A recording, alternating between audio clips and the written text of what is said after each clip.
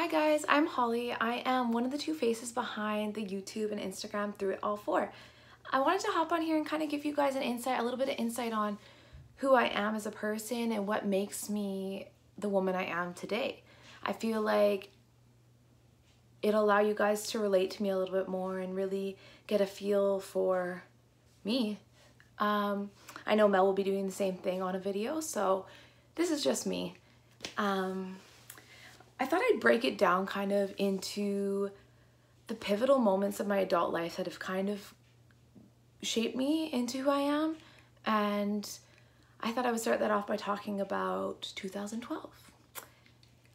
2012 was one of the biggest years for me. I was finishing up my diploma as a class and community support worker. I was coming to the end of the program and I got the opportunity to go to Uganda to volunteer and to work at a school for children with developmental disabilities and an outreach for vulnerable street kids, potential street kids, kids whose families were struggling to keep them in school and to put food on the table. That 3 months of my life really shifted the person I am. I got to experience how people live in another world. I got to experience how their minds worked, how their hearts worked, and really got to see resilience. That was the first time I can say I got to take in what resilience meant and what it looked like. These kids came from really hard situations, and every time they saw me, their faces lit up and made my face light up, and I felt more at home around those children that I felt here in Canada. I got to meet wonderful humans and I really embraced the culture and tried new things. It was a huge experience for me. Not only was it a huge experience being there, but it was the first time I was really alone and away from everybody and everything I knew. And it was the best thing that happened to me in that moment. From there, I left Uganda, which was so hard. I remember that day. And I met with my best friend and we went to Italy, and Italy was another experience that was crazy and great and new. And then we went to Greece and we were in Greece for 2 days. And then on the second morning I woke up, or it was the third morning, I woke up and I had a message from the hotel saying that I needed to contact my mother. I knew something wasn't right because I just had that feeling. I knew. So I sat down with my computer and my best friend beside me and we FaceTimed my mom, and I knew right away something was wrong. I thought maybe it was my grandmother. And she said, honey, I'm really sorry, but I have to tell you something. And what came out of her mouth then was unbelievable to me. She said, honey, your dear friend has been in an accident and she is gone. I remember just not believing it. I remember saying, no, like there's no way that happened. In that moment, I knew that I needed to go home, I needed to cut my trip short, and I needed to go be with my family and with her family. So that's what I did. My parents actually, they helped me out and they booked a plane ticket and I traveled home. And I remember when I was traveling home, I kept finding phones that I could call her voicemail just to hear her voice. It was really hard, and being home and being with her family, that was the best thing I could have done in that moment. And from there, after all that, the whirlwind of the celebration of life and all of that, grief really started to hit. I had never experienced grief like that. It wasn't only grieving the loss of my friend, it was also grieving the loss of the people I had met in Uganda and the life that I had gotten into how I felt at home. I used to sit there at night and I would remember and think about it all, and tears would be just coming down my face. And it took a long time to really get back into being comfortable living in the city and being here in Canada. And then I got used to it. The months went on, and then I met my son's father and I fell in love. I was young. He was a bit of a bad boy, and it just happened. And then I met my stepkids, and I fell in love with them too, and they changed my life. I discovered what it was like to feel a different kind of love. They felt like mine, and I didn't feel that with like the kids in Uganda or anything like that. But these three, they felt like it felt like I was important to them, and that I could make a difference in their life too.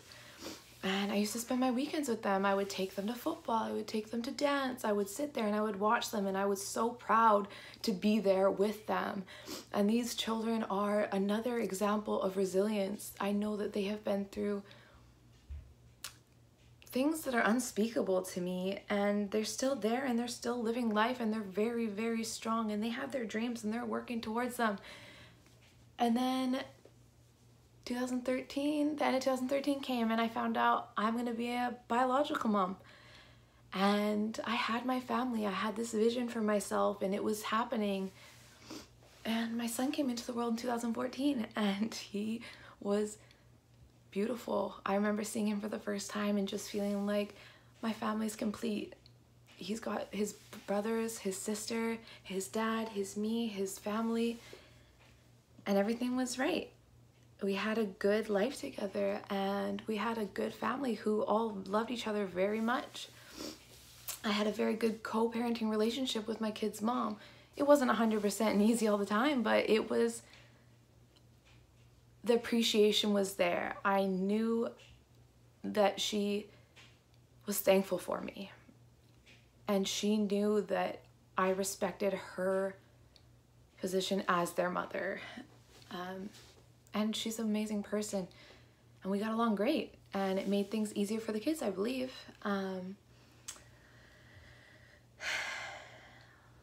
Their dad and I got engaged, and shortly after, things started to change. He lost someone very, very dear to him, very important to him, and from there I saw things changing. I saw him falling into addiction.